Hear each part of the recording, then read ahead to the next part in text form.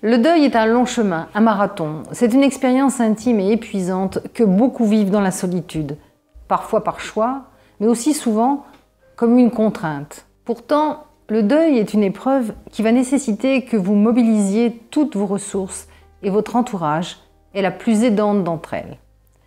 Dans le cas où votre cercle de proches ne répond pas suffisamment présent, sachez qu'il existe de nombreuses autres sources de soutien extérieur que vous pouvez solliciter. Bien sûr, demander de l'aide est un exercice auquel vous n'êtes peut-être pas habitué. C'est pourquoi nous vous proposons quelques conseils à mettre en œuvre pour y parvenir. Il est moins éprouvant de se tenir debout en appui sur ses deux jambes plutôt que sur une seule. De la même manière, pour vous soutenir dans votre chemin de deuil, il est préférable de multiplier vos sources de soutien, comme autant de béquilles sur lesquelles compter durant les moments instables de votre traversée du deuil. On n'y pense pas toujours lorsque l'on est plongé dans la peine, mais il existe de nombreux réseaux que vous pouvez solliciter afin de vous soulager dans vos efforts. Vous serez parfois étonné de voir l'énergie que vos proches, vos amis et parfois des inconnus déploieront pour vous aider à traverser cette épreuve. La famille et les proches sont, bien entendu, les personnes vers lesquelles on se tourne naturellement dans les moments difficiles. C'est le soutien le plus plébiscité tant il paraît évident.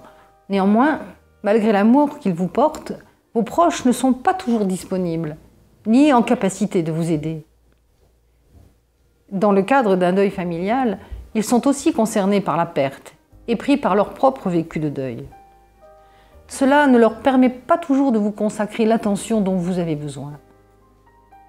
Bien qu'ils soient proches de vous, les membres de votre famille n'ont pas toujours conscience de vos besoins ou ne savent tout simplement pas comment vous aider. Dans ce dernier cas, vous pouvez alors leur conseiller de lire le dossier « Aider un proche en deuil ». Cela peut leur permettre de comprendre ce que vous traversez et les aider à prendre conscience du précieux soutien qu'ils peuvent être pour vous. Sachez que vous pouvez faire appel à d'autres réseaux de soutien, parmi lesquels vos voisins, vos collègues ou encore vos connaissances. Chaque personne de votre entourage peut s'avérer être un soutien chaleureux pour peu qu'elle soit bienveillante. Attention, il est bien normal d'avoir des réticences à partager votre deuil. Il s'agit d'un sujet des plus intimes. Ne vous forcez pas à partager votre ressenti si les circonstances ne s'y prêtent pas. Ne le faites que si vous pensez que la personne à votre écoute sera réceptive. La bienveillance est ici le maître mot. Le sentiment de confiance envers la personne qui vous accompagne est déterminant. Demandez-vous si cette personne est digne de votre confiance et saura vous écouter avec bienveillance, être présente sur la longueur, accepter son impuissance sans vous imposer d'aller mieux. Si vous pensez être en présence d'une personne de confiance et présente pour vous, à la question souvent irritante « ça va ?», vous pourrez enfin vous permettre de tomber le masque et répondre sincèrement « non, je ne vais pas bien aujourd'hui ». Poser ces quelques mots pourra déjà vous offrir une forme de soulagement. Faites le premier pas, osez, même tardivement. N'oubliez pas que toutes ces personnes peuvent souhaiter vous aider, mais ne savent peut-être tout simplement pas comment s'y prendre. Leur exprimer ce dont vous avez besoin, c'est leur offrir un précieux cadeau. En effet, plus les mois défilent, plus il est difficile de solliciter de l'aide. Votre entourage va avoir tendance à penser que vous avez tourné la page, même si dans les faits, c'est tout l'inverse qui se produit. La solitude se fait justement sentir à cause du relâchement de leur présence. De votre côté, vous avez peut-être parfois l'impression de déranger avec votre peine, ce qui vous pousse à la cacher, à la garder au fond de vous. C'est justement cette attitude qui risque ainsi de conforter votre entourage dans l'idée que vous semblez aller mieux. Sortir de ce cercle vicieux est primordial.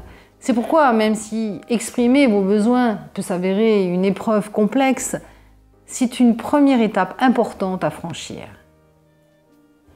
Vous devez oser solliciter de l'aide quand vous en avez le plus besoin. Ne pas avoir peur de gêner, même plusieurs mois plus tard. Osez, en commençant par un petit service.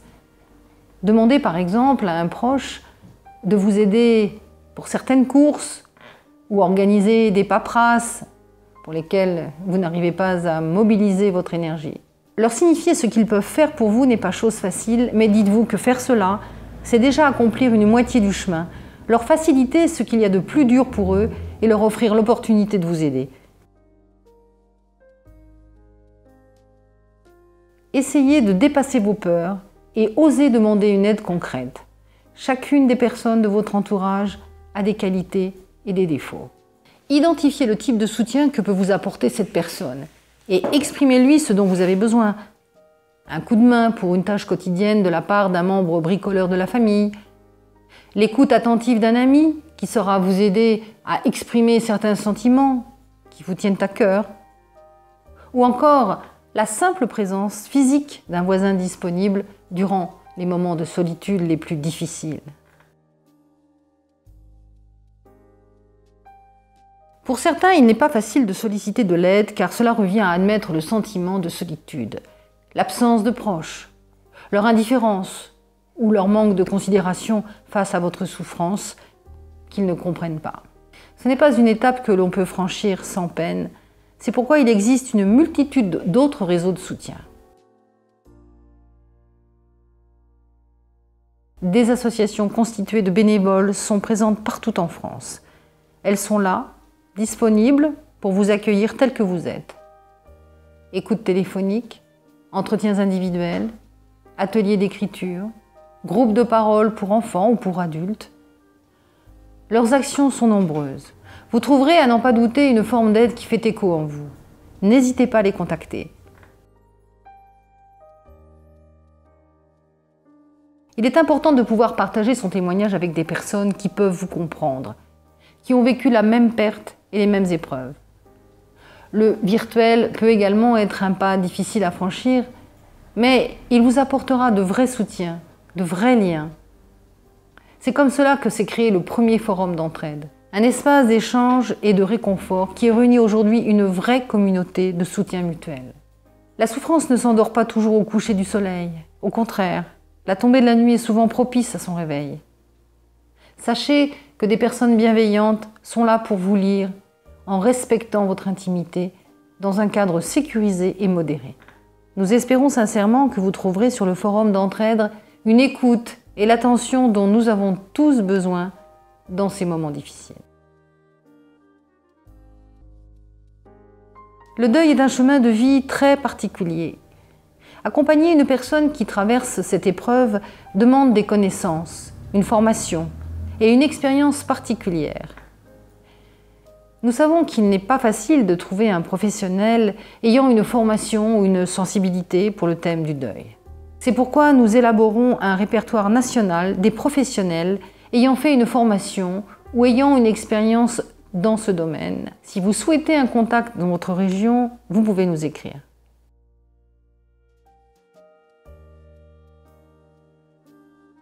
L'épreuve du deuil nous plonge au plus profond de nous-mêmes, là où le flot des émotions est si fort qu'il nous isole, au point d'en oublier que les souffrances les plus silencieuses peuvent être apaisées par l'écoute, l'attention et les mots empathiques d'une personne bienveillante.